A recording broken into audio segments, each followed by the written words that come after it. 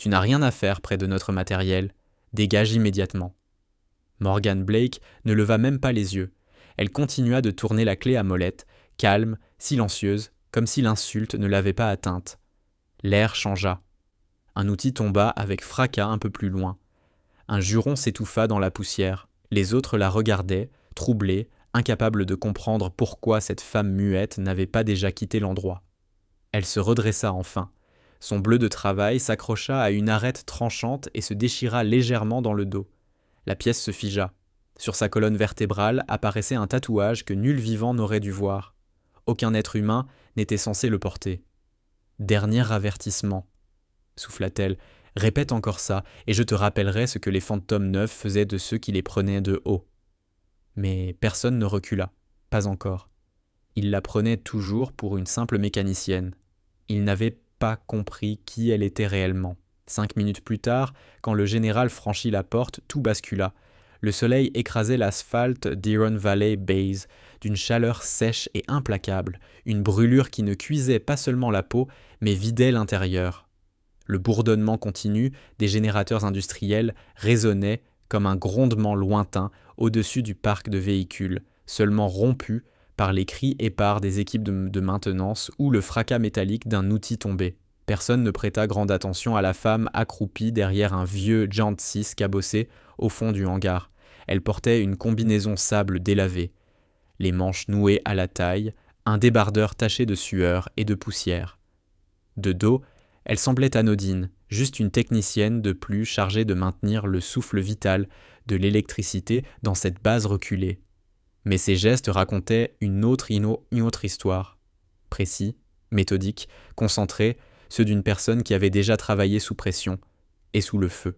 À quelques mètres de là, le soldat Mason Grant se balançait contre un baril d'essence, faisant passer une clé d'une main à l'autre tout en lançant un sourire narquois vers elle. Parie qu'elle ne sait même pas à quoi sert un répartiteur de charge, marmonna-t-il à Ethan Cole, qui mâchonnait un cure-dent en la dévisageant. « Elle a dû googler tout ça, » répliqua Cole, « une civile engagée grâce au quota, incapable même de porter correctement un uniforme. »« Elle ne parle jamais à personne, » ajouta Daniel Ross. « La plus jeune, on ne la voit jamais au réfectoire. Elle passe son temps à bricoler, comme si elle voulait absolument prouver quelque chose. Ça sonne faux. » Cole hocha la tête. Probablement une pseudo-héroïne de guerre, 1 an dans un poste de soutien en Allemagne, et elle se prend déjà pour Rambo. Morgan, imperturbable, ne leva pas la tête. Dans une main, un petit tournevis plat. Dans l'autre, un testeur de tension. Elle travaillait patiemment sur un tableau électrique que la moitié de l'équipe avait déjà condamné comme irréparable. Un sifflement discret s'éleva lorsqu'elle dériva manuellement un condensateur endommagé avec un câble de fortune déclenchant une séquence de calibration. Le générateur toussa, gronda, puis se mit à vibrer d'un ronronnement régulier, fort et plein de vie. Le son cloua les 3 soldats au silence. Morgan se redressa sur ses talons, tira son débardeur trempé de son dos et essuya son visage. Le mouvement découvrit sa colonne, juste assez pour que le tissu glisse. Une lueur d'encre noire affleura sous ses omoplates, puis davantage encore. Le sourire de Grant s'effaça. Cole se pencha, plissa les yeux. Bon sang, c'est quoi ça? À travers le tissu humide, on distinguait nettement le dessin, une ligne verticale nette courant au centre de la colonne. Un glaive rouge sang se brisant sur un masque squelettique cerclé de 4 éclairs acérés. Ce n'était ni joli, ni ornemental.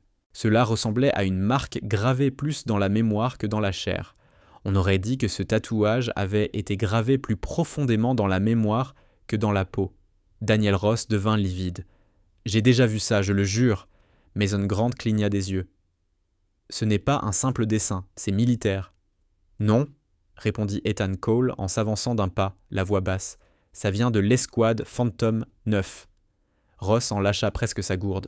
« Tu veux dire cette unité fantôme qu'on dit disparue à Sundown Basin? C'est qu'une rumeur. » Cole le fixa durement. « Faux. Mon cousin servait chez les Scops. Il m'a juré que des dossiers existent, classés aussi hautement que ceux de Fort Sterling. Cette équipe n'était pas censée exister. Ce symbole est le leur. » Derrière eux, la femme se releva et rangea ses outils dans une sacoche de toile, sans adresser un regard au groupe qui se rassemblait déjà dans le hangar. Quand Morgan Blake franchit la porte, l'air devint plus lourd que le soleil du désert. Les conversations s'éteignirent sur son passage, les regards se posèrent mensuels, pas de curiosité ni de désir, plutôt de lassitude, de respect et de crainte. L'image de son tatouage circulait déjà. En moins de 10 minutes, une photo floue de son dos avait fait le tour du chat interne du bataillon, légendé simplement « saut vertébral confirmé ». Les commentaires enflammèrent aussitôt le fil. C'est Phantom 9, pas de blague. Mais ils sont tous tombés en 2011 à Sundown Basin. Ça, c'est si tu crois ce que le Pentagone publie dans ses communiqués. Mon oncle m'a juré qu'un des leurs avait été récupéré vivant. Puis plus rien. Disparu. Le dîner ce soir-là fut étrangement silencieux. Les fourchettes tintaient sur les plateaux de métal, mais personne n'osa s'asseoir près de la table d'angle où Morgan buvait son café noir. Sa combinaison était refermée jusqu'au col, plus aucune encre visible, mais il était trop tard pour cacher quoi que ce soit. Ross ne cessait de jeter des coups d'œil vers elle. « Pourquoi vous dites rien ?» murmura Cole. « Parce que personne n'a envie d'être celui qui énerve un soldat mort revenu hanter la base, » répondit-il. Dans un bureau aux vitres renforcées, éclairé par des écrans qui ne s'éteignaient jamais, le général Marcus Caldwell demeurait immobile, un tirage papier de la vidéosurveillance à la main. Il l'avait exigé personnellement. Son aide lui avait pourtant conseillé de laisser tomber. Encore un technicien, encore une journée ordinaire. Mais quand Caldwell l'avait vu dans la salle des générateurs, quelque chose d'instinctif l'avait frappé. Ce n'était pas seulement le tatouage, c'était elle. 13 ans plus tôt, le convoi Phantom Sikh avait roulé sous le soleil brûlant jusque dans la vallée de Sundown Basin et n'était jamais revenu. On n'avait retrouvé que des carcasses calcinées, du sable imbibé de sang, un insigne déchiré rapporté par un drone et un rapport marqué. Aucun survivant. Affaire classée. Caldwell n'avait pas rédigé ce rapport, mais il l'avait signé. Et maintenant, face à cette photo, à ce glaive rouge traversant un masque squelettique entouré d'éclairs, il sentit la nausée monter. « Elle ne devrait pas être ici », murmura-t-il. Son assistant le dévisagea, déconcerté. Caldwell ne répondit pas. Ses yeux restaient fixés sur l'image figée de la technicienne, seule, qui avait rallumé un générateur avec rien d'autre que son instinct et une énergie brûlante dans les mains. La guerre était terminée. Pourtant, un fragment en avait survécu, et il se tenait désormais dans son périmètre direct. 3 semaines avant que ce tatouage ne revendique silencieusement la base, Morgan Blake était arrivé sans cérémonie. Pas de comité d'accueil, pas de salut, seulement un registre, un sac de voyage et un ordre de mission portant le sceau. Sous-traitant, support technique. Elle affichait le même regard qu'aujourd'hui, une résolution muette, ni hostile ni conciliante. Son visage portait les marques de la chaleur et de la rudesse. Les fines rides au coin des yeux trahissaient plus de nuits passées sous le ciel du désert que n'importe quel civil n'aurait pu supporter. Ses cheveux châtains, tressés serrés, disparaissaient sous une casquette délavée, et sa démarche, sans être brusque, restait directe et assurée. Au premier regard, Morgan Blake paraissait quelconque. C'était justement son atout. On l'avait affecté à la section C, le plus vieux et le plus poussiéreux des bâtiments d'entretien d'Iron Valley Base. Ses tâches quotidiennes n'étaient censées être que de la routine, diagnostiquer, réparer, optimiser. Dans un contexte civil, cela signifiait brancher un boîtier de contrôle, changer quelques fusibles et rentrer chez soi. Mais elle travaillait autrement, pas de tablette numérique à la main, uniquement des outils. En 72 heures, elle avait redirigé la distribution défectueuse du secteur 3, augmentant la capacité d'urgence de 15%. Elle avait réduit au silence une alarme qui se déclenchait faussement depuis des mois, et ressuscité un module de transmission que tout le monde avait déjà condamné à la ferraille. Pourtant, personne ne lui parlait. Pas parce qu'elle était désagréable, mais parce qu'elle semblait inaccessible. Dans le réfectoire, elle s'asseyait toujours à l'extrémité, avec un gobelet de café noir. Pas de sucre, pas de mots. Elle ne cherchait pas à créer de liens, ne demandait jamais d'aide et ne donnait un avis que lorsqu'on l'y contraignait. Dans un monde où le grade et la camaraderie faisaient loi, elle restait en marge, non par arrogance mais par nécessité. Et cela troublait les autres. Pour qui elle se prend, au juste, grommela Mason Grant un après-midi en jetant une clé au sol plus brutalement qu'il n'aurait fallu, tout en l'observant ouvrir une boîte secondaire de circuit. Elle se croit dans son propre laboratoire, ricana Ethan Cole, abaissant sa casquette sur les yeux. Probable qu'une boîte aérospatiale l'a virée, et voilà qu'elle se donne des airs de bienfaitrice en rafistolant du matériel obsolète. J'ai entendu dire qu'elle avait demandé cette mission, glissa Daniel Ross, plus intrigué que méchant. Elle a réclamé Iron Valley, s'esclaffa Cole. Alors elle est encore plus cinglée qu'elle n'en a l'air. Peut-être qu'elle en avait assez des civils, ajouta Grant. Je la comprends. Elle veut juste respirer l'air des vrais guerriers. Moi je ne crois pas, murmura Ross. Elle bouge comme quelqu'un qui a déjà vu la guerre. Un silence s'installa. Puis Cole éclata d'un rire sombre. Quel combat! Sérieux, ses genoux n'ont même pas goûté au sable. Pourtant, même Cole ne pouvait ignorer ce qu'il voyait en privé. La façon dont Morgan maniait les câbles, sous tension, avec une assurance glaciale. Comment elle tranchait une décision sans jamais consulter de manuel numérique, ou la précision avec laquelle ses yeux suivaient une carte électronique, comme si elle décelait déjà les failles invisibles. Derrière ce mutisme, il y avait de l'expérience, mais nul ne savait laquelle. Alors, faute de mieux, il comblait le vide par la moquerie. C'était plus sûr. Morgan ne corrigeait jamais leur jugement. Elle ne bronchait pas quand Cole éclatait de rire dans son dos, ne réagissait pas quand Grant laissait accidentellement tomber une boîte à outils près de ses bottes, et ne protesta pas lorsqu'on lui attribua un casier défectueux, sans ventilation. Elle se contentait de passer de la cantine à l'atelier, de la salle de commandement au hangar des générateurs, chaque boulon resserré, chaque carte remplacée, chaque système rallumé, pas d'esclandre, pas d'orgueil, juste des résultats. Et cela les déstabilisait davantage qu'une colère ouverte. « Pourquoi elle se plaint jamais ?» demanda Grant un matin, en poussant une caisse de vieux condensateurs hors de l'établi qu'elle s'était réservé la veille. On lui prend la moitié de son espace de travail et pas un mot. Elle note sûrement tout ça dans son rapport de contrat, ricana Cole. Je te parie qu'elle cherche à faire virer quelqu'un pour se tailler une réputation d'héroïne chez les civils. Je ne sais pas, dit Daniel Ross avec hésitation. Peut-être qu'elle a simplement l'habitude d'être traitée comme ça. Le silence tomba aussitôt. L'idée qu'elle ait pu vivre bien pire n'avait rien de rassurant. Pourtant, cela ne les arrêta pas. Les demandes de Morgan Blake pour obtenir de nouveaux schémas étaient retardées. Sa caisse à outils fut égarée à 2 reprises. Un soir, quelqu'un alla jusqu'à verser de l'eau dans son sac d'instruments. Ce n'était pas dangereux, mais profondément personnel. Elle ne répliqua jamais. Elle ne sembla même pas remarquer. Mais derrière ce mutisme, il y avait des fissures qu'eux ne voyaient pas.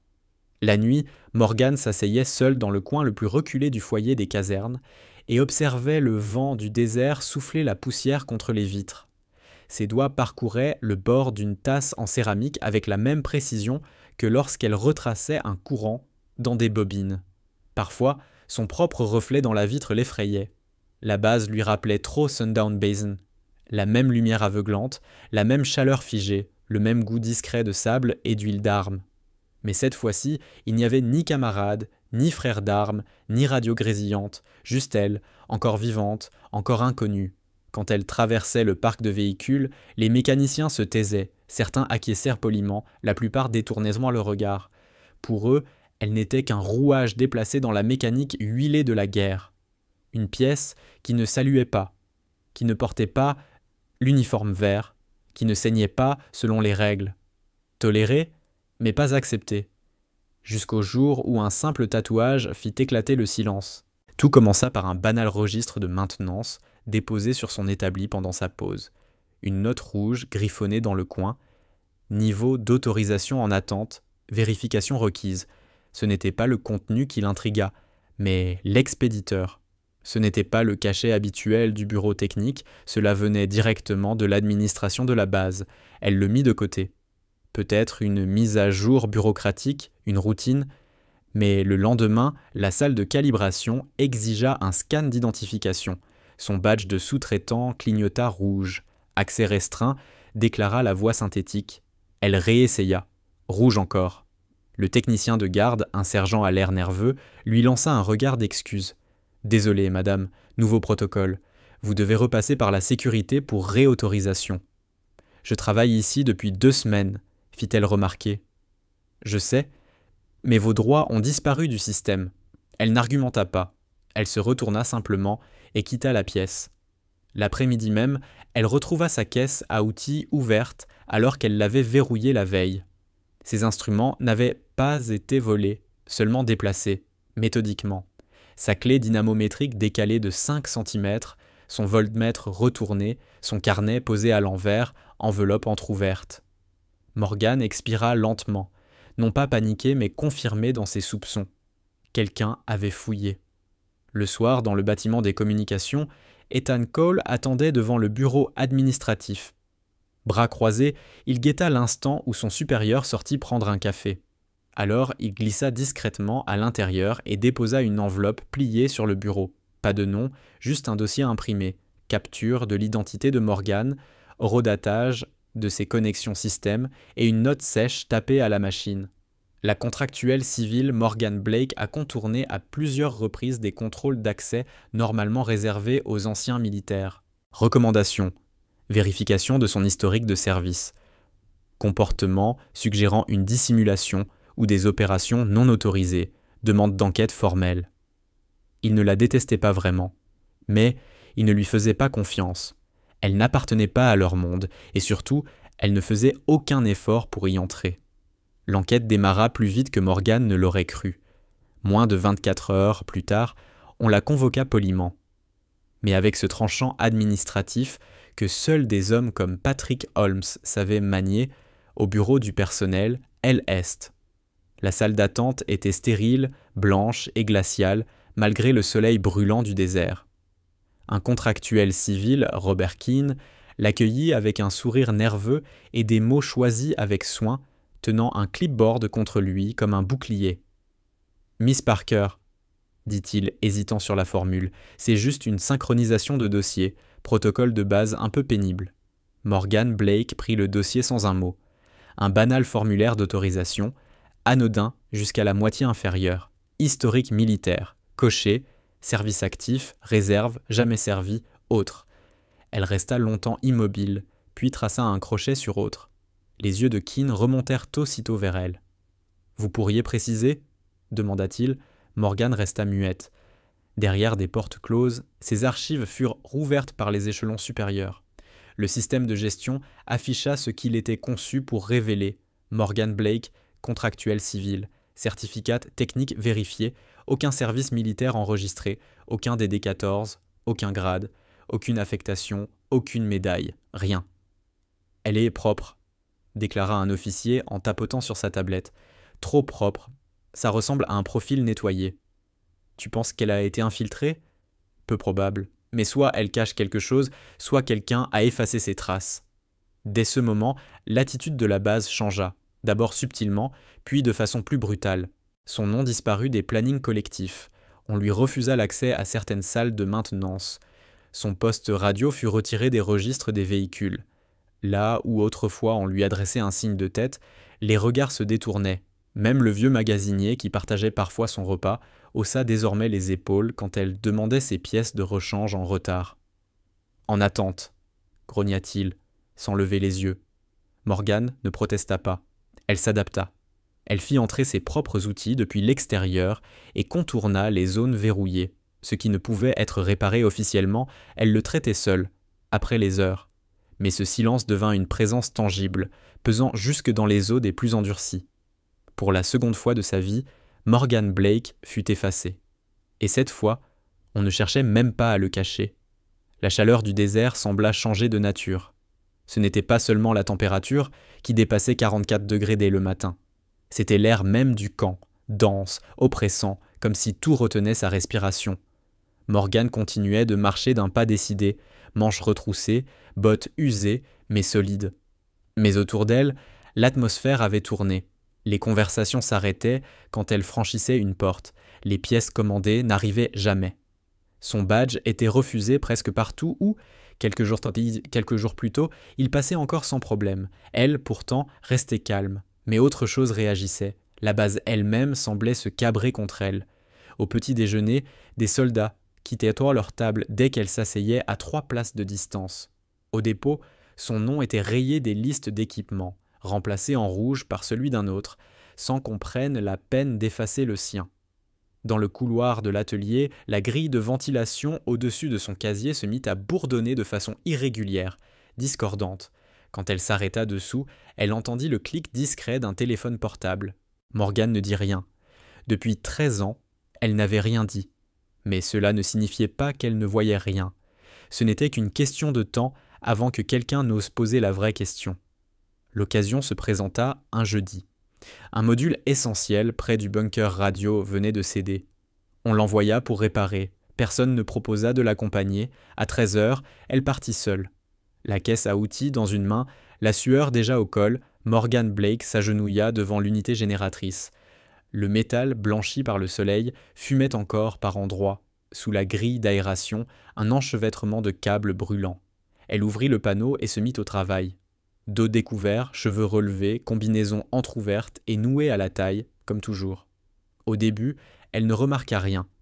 Mais le tissu lui semblait différent, plus lâche, presque tirant dans le dos. En changeant de position, le zip glissa plus que d'habitude. Et lorsqu'elle s'appuya sur le boîtier chauffé, l'étoffe céda net, s'ouvrant d'un long craquement. Le vent du désert s'y engouffra et fit claquer la toile. Et là, il apparut. Clair, net, impossible à ignorer. Le tatouage. Ethan Cole le vit le premier. Il traversait la cour avec Mason Grant et Daniel Ross lorsqu'il distingua un mouvement près des générateurs. Il s'arrêta net. « Attends !» Grant se retourna. « Quoi ?» Cole leva la main, plissa les yeux. « Regarde son dos !» Ross suivit du regard. Le choc lui fit lâcher sa clé qui tomba dans la poussière. La combinaison battait au vent, entr'ouverte, dévoilant l'encre noire et rouge. Un glaive brisé traversant un masque grimaçant, cerclé de 4 éclairs acérés comme des griffes. Cole jura entre ses dents. « Putain, c'est pas possible !» Grant s'interrompit. Blême. Ross recula d'un pas, la gorge sèche. « J'ai déjà vu ça, dans un docu. Une seule image. Ils appelaient ça le saut des fantômes. Ça devait appartenir à une unité fantôme. Fantôme 9 ou quelque chose du genre. » Cole secoua la tête, troublé. « Cette unité n'existe pas. Le rapport a été effacé. Le Pentagone nie jusqu'à leur existence. » « Alors pourquoi, bordel, elle l'a tatoué sur le dos ?» lâcha Grant. Personne ne répondit. Quand Morgane se redressa, rattacha sa combinaison à la taille et s'essuya les mains. Les trois s'étaient déjà reculés, comme s'ils avaient vu un spectre. Pas un mot, seulement des yeux écarquillés et des gorges nouées. Elle ne les regarda pas. Mais elle savait qu'ils avaient vu. 20 minutes plus tard, la photo circulait déjà dans le chat interne. Angle bas, un peu flou, mais suffisamment lisible. La légende tenait en une phrase « Elle est des leurs ». Les commentaires jaillirent aussitôt « Impossible. Fantôme 9 a été rayé de la carte. J'ai entendu dire qu'un seul corps n'avait jamais été retrouvé. Et si c'était elle ? Si c'est vrai, pourquoi personne n'a rien dit ? » Et enfin, un dernier message signé d'un compte anonyme, OBS Internal. Habituellement utilisé pour des plaisanteries, il sonnait cette fois comme une menace glaciale. Certains fantômes vivent parmi nous. Et nous ne le saurons jamais. L'atmosphère d'Iron Valley Base bascula encore. Mais cette fois, ce n'était plus de la suspicion, c'était de la peur. Le général Marcus Caldwell ne croyait pas aux fantômes. Il croyait aux dossiers, aux stratégies, aux procédures exécutées avec précision. Son bureau était impeccable, son emploi du temps réglé à la minute, et son commandement l'un des plus efficaces de la division sud-ouest. Mais cet après-midi-là, quand son convoi franchit la frontière de la base, une fissure se créa. Il venait pour une inspection de routine, serrer quelques mains, vérifier la logistique, subir encore un briefing bâclé sur la consommation énergétique et les pièces détachées. Rien de plus. La halle des générateurs ne figurait même pas sur son itinéraire. Pourtant, lorsque son Humvee s'approcha du complexe sud, son regard s'arrêta sur une silhouette. Une femme, accroupie derrière une génératrice, les manches nouées à la taille, des taches sombres de sueur au col, ses cheveux blonds foncés dissimulés sous une casquette poussiéreuse. Sa posture suffit à le figer. Elle se releva un instant, rajusta sa combinaison. Et Marcus Caldwell sut qu'il devait la voir de plus près. Alors il le vit. Le tatouage, le souffle suspendu, les yeux immobiles, autour de lui, le monde s'éteignit. Plus de radio, plus de vent, plus de bruit. Il n'y avait plus que ce noir et rouge imprimé dans sa mémoire, le glaive brisé, la masque squelettique transpercée, les griffes d'éclairs jaillissant au centre. 13 ans depuis Sundown Basin. 13 ans depuis que les Phantom 9 s'étaient évanouis, enterrés sous des carcasses classées, secret défense, et des silences glacés. Et maintenant, ce signe des morts se dressait en plein jour, accroupi dans le hangar, à réparer un générateur. « Arrêtez le véhicule », ordonna le général Marcus Caldwell. Le chauffeur hésita, puis stoppa le Humvee. À l'arrière, son aide voulut parler, mais Caldwell avait déjà défait sa ceinture, la main crispée contre le cadre de la vitre, les yeux fixés sur la silhouette féminine. Elle ne l'avait pas vue. Elle continuait de travailler, ignorant le séisme qu'elle venait de déclencher dans l'esprit d'un général 4 étoiles. « Monsieur » osa l'assistant. Caldwell ne répondit pas. Il était déjà revenu, mentalement, 13 ans en arrière, la poussière, le feu, le dernier cliché de drone montrant une colonne de flammes, puis le silence radio où aurait dû résonner un rappel. Les Phantom 9 avaient disparu. Pas de boîte noire, pas de corps, seulement un casque détruit et un signal crypté qui n'avait jamais été décodé. Mais ce qu'il voyait aujourd'hui n'était pas impossible. Et Caldwell savait, quand on vous disait que c'était impossible, cela voulait surtout dire que quelqu'un mentait. De retour au centre de commandement, Caldwell se déplaçait comme un homme possédé. Ses bottes martelèrent les marches du bloc de renseignement. 2 postes de contrôle franchis sans attendre d'autorisation. Son assistant peinait à suivre, serrant une tablette contre sa poitrine. « Accès aux archives, maintenant », lança Caldwell dans la salle sécurisée. « Je veux tous les fichiers sur Phantom 9, de 2011 à 2013, sans filtre, sans caviardage. » L'officier au terminal hésita. « Mon général, ces dossiers sont restreints.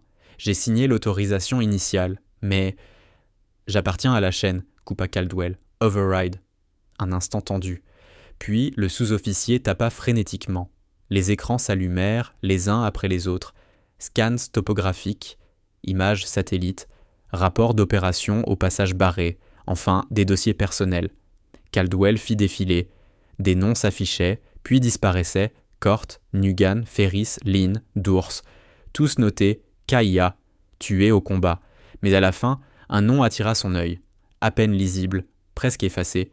Lieutenant Morgan A., Blake Statute, MIA, disparu en mission, présumée morte, dernière localisation, opération Iron Dusk, Sundown Basin, 340 Zulu, corps non retrouvé, signal perdu, mission de récupération annulée, contact ennemi. Caldwell se pencha. « Montrez-moi son dossier militaire, » souffla-t-il. Le système bloqua. Chargement. Erreur 402. Données non disponibles. Fichier supprimé ou déplacé. Il fixa l'écran clignotant. Qui a effacé son dossier ? Le sous-officier pâlit. Je l'ignore, mon général. Aucune trace d'action administrative. Ça ne devrait même pas être possible.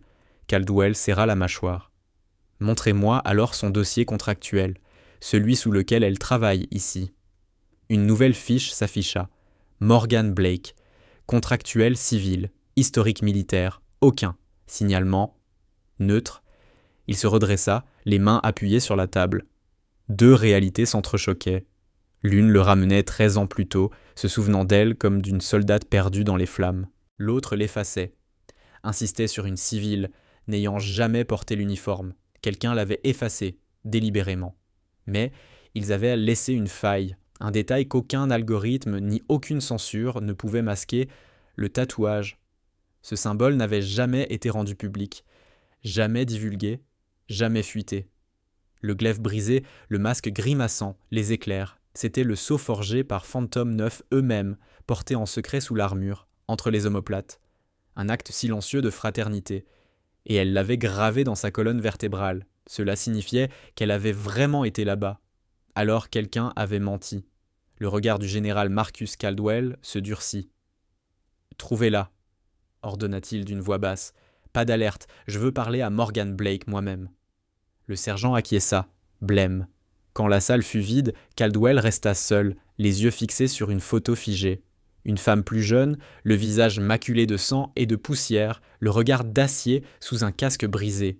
Il l'avait déclarée morte, et maintenant, elle était là. La question qui l'obsédait, pourquoi n'avait-elle rien dit ? Il la retrouva derrière la cantine, là où le sable du camp se perdait dans les premières dunes. Le ciel flamboyait d'orange brûlé, l'air s'était refroidi juste assez pour que le silence tombe comme une fine couche de poussière. Il s'approcha lentement. Sa démarche trahissait l'âge et les éclats restaient dans sa jambe, la chemise de sa tenue ouverte au col, manches retroussées, rien d'officiel dans son allure, mais la façon dont il s'arrêta net en reconnaissant son visage disait tout. « Morgane » souffla-t-il, comme s'il confiait son nom au vent. Elle ne se retourna pas, mais sa mâchoire se crispa. « Je te croyais morte, » dit-il plus fermement. Sa voix s'était alourdie avec les années, mais la cassure en elle prouvait que la blessure n'avait jamais guéri. « C'est ce que tout le monde pensait, » répondit-elle sans lever les yeux. « Tu as vu les images ?»« Oui, » acquiesça-t-il. « Nous les avons tous vues. » Elle laissa planer un silence avant de se tourner enfin vers lui. Trop fier pour une canne, trop têtu pour prendre ta retraite. Ses yeux cherchèrent Sky son visage. Un éclat de reconnaissance fit trembler ses lèvres. « Raymond Doyle, » dit-il dans un rire rauque, « tu te souviens encore ?»« Je me souviens de tous, » répliqua-t-elle, « même de ceux dont on n'a jamais retrouvé les corps. » Doyle resta longtemps muet, puis s'assit à côté d'elle. Ses genoux protestèrent d'un grognement. Ils partagèrent le silence, face à l'immensité du désert. Une lézarde de sable courut devant leurs pieds. « Tu ne t'es jamais manifesté, » lâcha-t-il enfin. 13 ans que nous enterrons des fantômes sans nom. Tu aurais pu... Non, coupa-t-elle doucement, mais fermement. Je ne pouvais pas. Il la fixa, cherchant son visage. Pourquoi ? Parce qu'on m'a ordonné de disparaître, répondit-elle. Après le feu, après la poussière, on m'a dit que si je réapparaissais, des questions seraient imposées, sur l'échec de la mission, sur qui nous avait envoyés là-bas sans ordre officiel. Doyle jura à voix basse. Alors ils t'ont offert une couverture. Non, ils m'ont effacé, dit Morgane, et j'ai laissé faire. Les épaules de Doyle s'affaissèrent. Ils t'ont effacé pour se protéger, pas pour sauver la mission, pas pour nous. Elle garda le silence. Tu étais la meilleure d'entre nous, lâcha-t-il d'une voix rauque, et ils ont enterré ça dans le silence. Je n'étais pas la meilleure, secoua-t-elle la tête. J'étais seulement celle qui a survécu. Il la contempla longuement. Tu as traîné Cortez hors d'un convoi en flammes sous le feu ennemi. Tu as rétabli les communications quand le satellite s'est éteint. Tu t'es porté volontaire pour franchir le tunnel alors que la moitié d'entre nous hésitait. Ne réécris pas ton histoire, Morgane. Elle cligna lentement des yeux, tentant de rester de marbre. Le vent poussa un grain de sable sur le banc entre eux. J'ai essayé de bâtir une vie normale, murmura-t-elle. Des contrats, des bases calmes, des lieux où l'on ne pose pas trop de questions. Mais ça finit toujours par me rattraper. Ma façon de bouger, de travailler. Quelque chose me trahit. Parce qu'on est fait pour plus que se cacher. Morgane eut un rire sec. Et pourtant, me voilà à réparer des générateurs dans le désert, jusqu'à ce que ton dos te trahisse. Alors, un sourire vrai, fragile mais authentique, se dessina enfin sur ses lèvres. Sacré Doyle. Il se pencha en avant, les coudes sur les genoux, le désert les enveloppait. Ils vont frapper à ta porte, tu le sais, dit-elle en hochant la tête. Caldwell l'a vu, probablement la moitié de la base aussi. Tu ne resteras pas invisible. Je sais. Et après ? Demanda Raymond Doyle. Aucune idée, répondit Morgan Blake. Ça fait si longtemps que je n'ai pas porté mon propre nom. Un silence s'installa, lourd, puis Doyle baissa la voix. Tu n'es pas la seule. Au fil des années, j'en ai croisé 3 autres, dissimulés, perdus en pleine lumière. L'un tient une salle d'escalade dans le Montana. Un autre entraîne des boxeurs à Tucson. Aucun ne parlait jamais vraiment, mais leur regard cherchait toujours les issues et ça disait tout. La gorge de Morgane se serra. « Tu n'as pas été oubliée ?» ajouta Doyle avec douceur, seulement réduite au silence.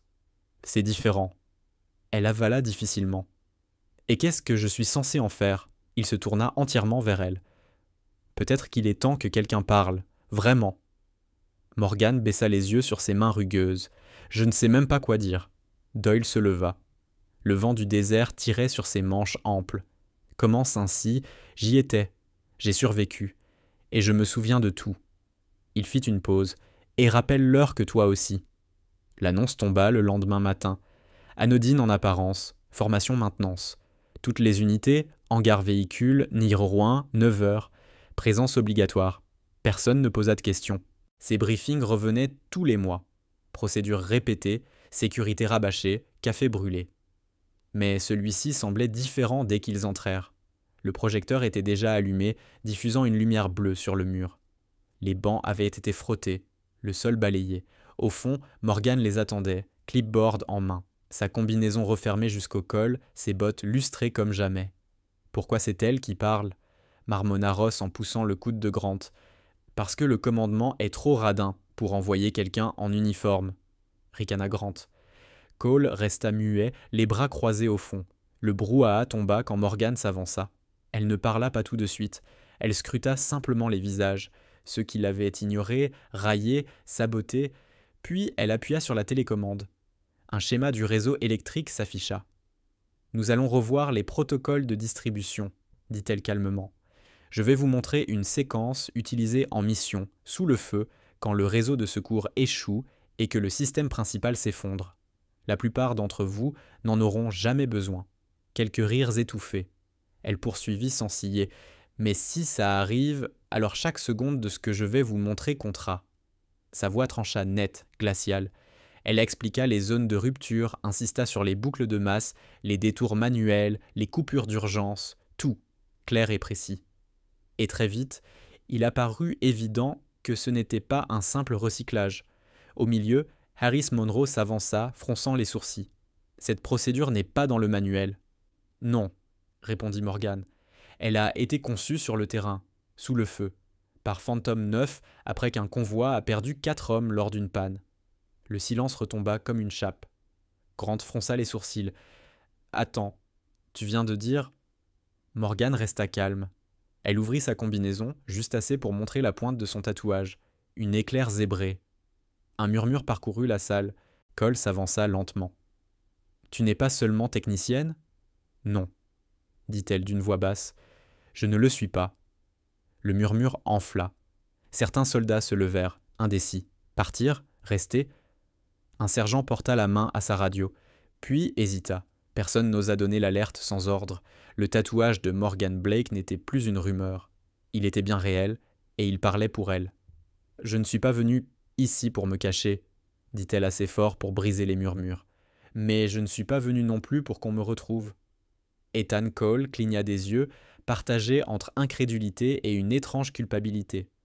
Mason Grant semblait ébranlé. Daniel Ross, lui, paraissait terrifié. « Tu étais avec les fantômes », souffla finalement Harris Monroe, presque avec révérence. « Mais on a dit que vous étiez tout morts. Aucun survivant. » Morgan hocha lentement la tête. C'était bien ce que tout le monde devait croire. Avant qu'un mot de plus ne soit échangé, les lourdes portes de la halle s'ouvrirent. Des bottes résonnèrent sur le béton. Toutes les têtes se tournèrent vers le général Marcus Caldwell, qui entra sans escorte, sans annonce, le visage fermé, les yeux rivés sur elle. La salle se figea dans une posture instinctive. La tension se fit palpable. Morgan, elle, ne bougea pas. Caldwell avança avec lenteur, son regard fixé sur elle. « Tu viens de dire que tu ne voulais pas être retrouvée, » dit-il d'une voix calme. « Mais je crois qu'il est temps d'arrêter de jouer l'invisible. »« Je n'ai jamais joué, » répondit Morgan. « C'est vous qui l'avez fait pour moi. » Sa voix n'avait pas de colère, seulement la vérité. Le général s'arrêta à quelques pas. « J'ai signé ton certificat de décès. Ton dossier a été scellé, ton nom effacé, et aujourd'hui, tu te tiens devant 50 soldats et tu leur enseignes des méthodes qui n'existent dans aucun manuel. » Morgan prit une inspiration. « Mais elles existent là où ça compte, dans le feu, dans la perte, dans la mémoire. » Ces mots vibrèrent dans l'air comme une décharge électrique. Caldwell balaya du regard les soldats, leurs visages suspendus dans l'attente. « Vous voulez des réponses ?» Personne n'osa parler. Il se tourna de nouveau vers elle. « Alors donnons-leur quelque chose. » Il s'écarta d'un pas, non comme un supérieur, mais comme un homme qui reconnaît. Morgan fit face à la salle. « Ce tatouage, » dit-elle en effleurant son haut du dos, « n'était pas destiné à être vu. Ce n'était ni de la fierté, ni du style, ni de la rébellion. C'était notre manière de nous retrouver dans la fumée et l'obscurité quand les radios se taisaient et que les ordres n'avaient plus de sens. » Elle regarda chacun d'eux dans les yeux. « J'étais la technicienne du convoi Phantom 9. Nous n'étions pas des fantômes. Nous étions des soldats, Nous avons saigné pour des objectifs dont personne ne parlerait jamais. Et quand la mission a échoué, ils n'ont pas seulement enterré nos corps, ils ont enterré nos noms. Un silence de pierre. Puis, du fond de la salle, une voix, presque un souffle, plus jamais. Personne ne bougea. Les derniers mots restèrent comme suspendus, lourds, vibrants, portés par l'acier et le silence. Morgane soutint leurs regards sans faiblir. Elle ne se déroba pas. Elle ne fanfaronna pas.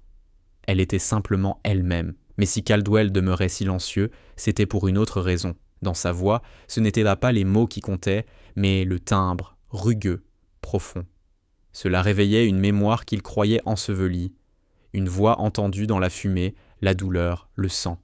Il recula d'un pas, comme si quelque chose se déliait derrière ses yeux. « Phantom 9, murmura-t-il. Convoi Bravo.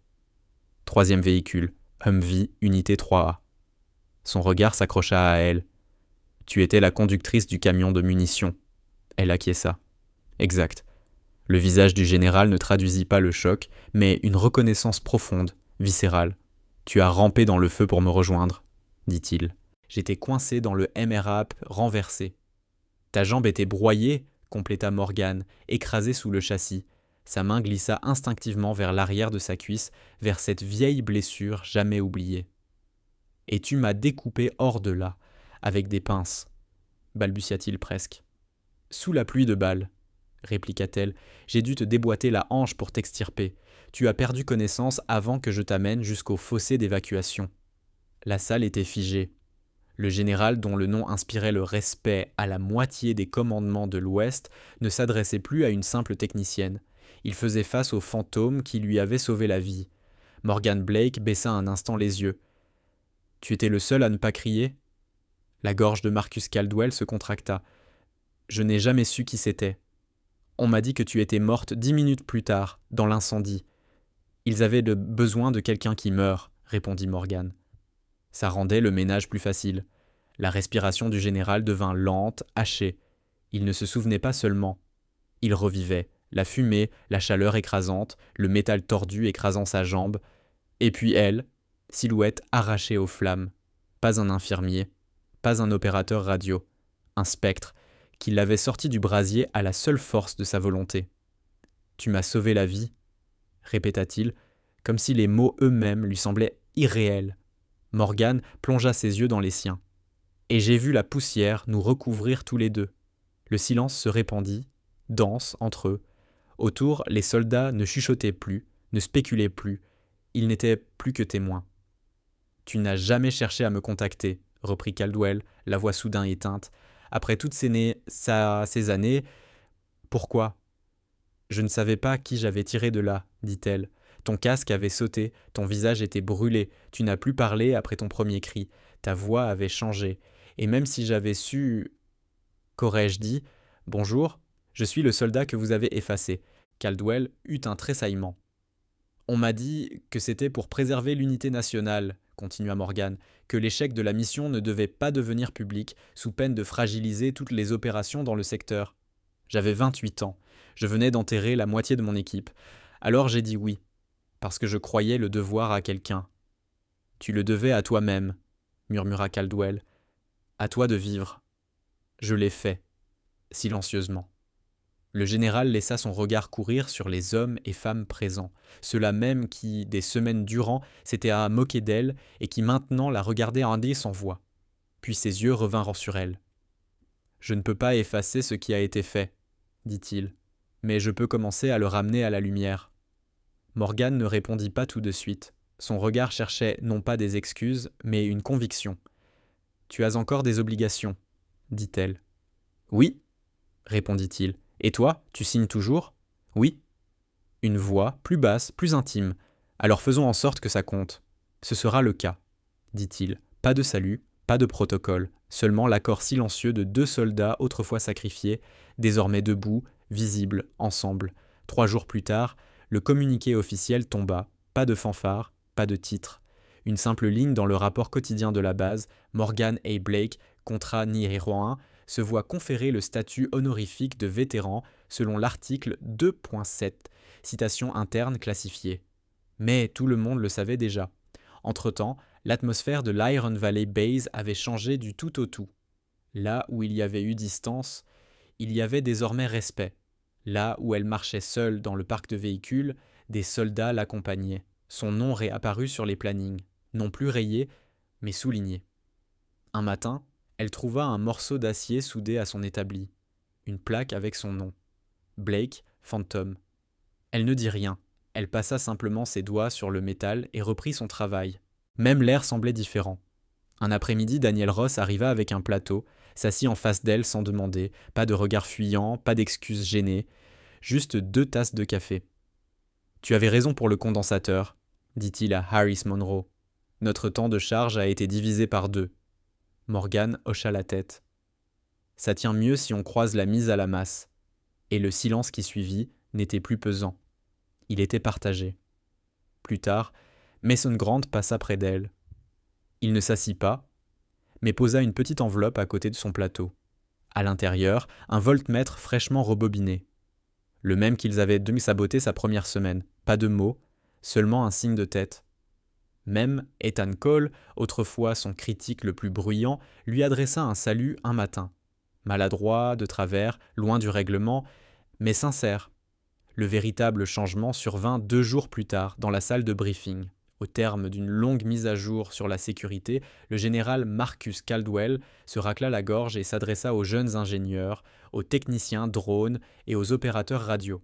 « Il y a des histoires que nous ne racontons pas, dit-il, non pas parce qu'elles seraient oubliées fausses, mais parce qu'elles dérangent. » Quelques soldats se figèrent.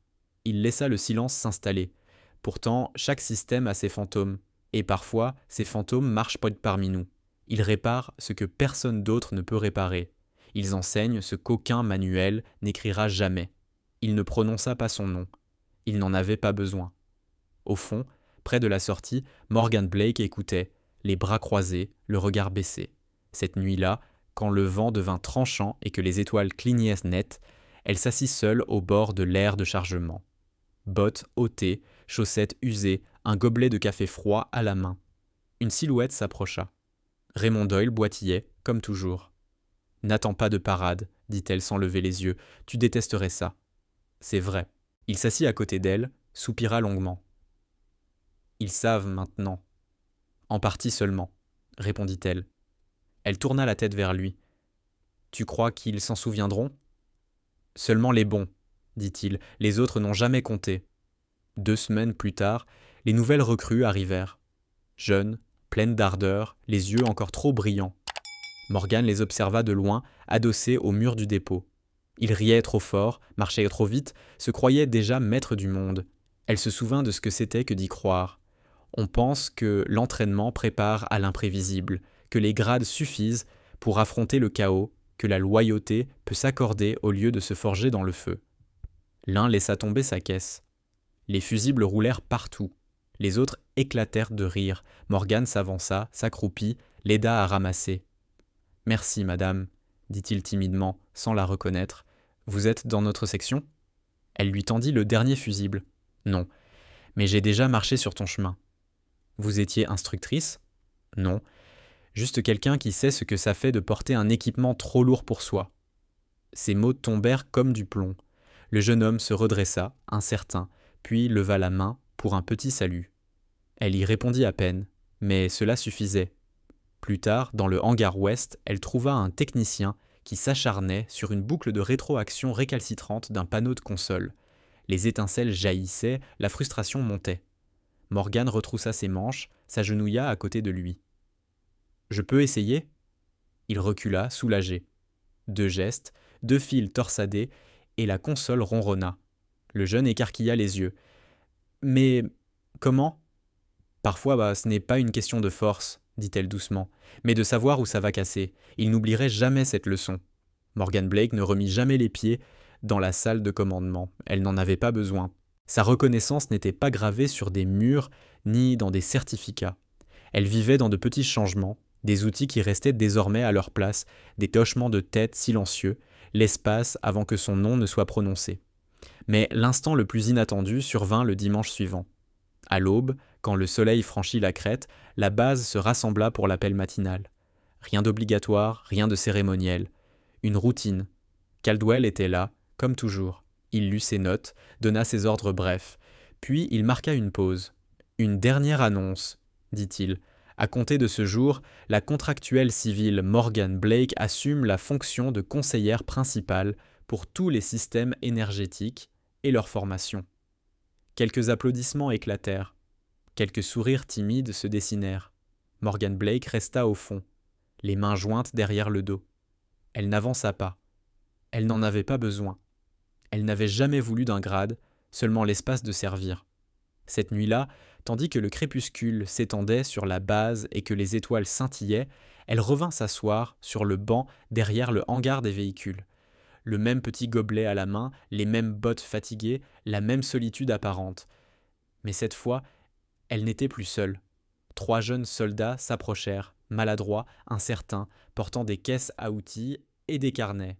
Ils ne demandèrent rien. Ils s'assirent simplement. Morgan leur jeta un regard en coin.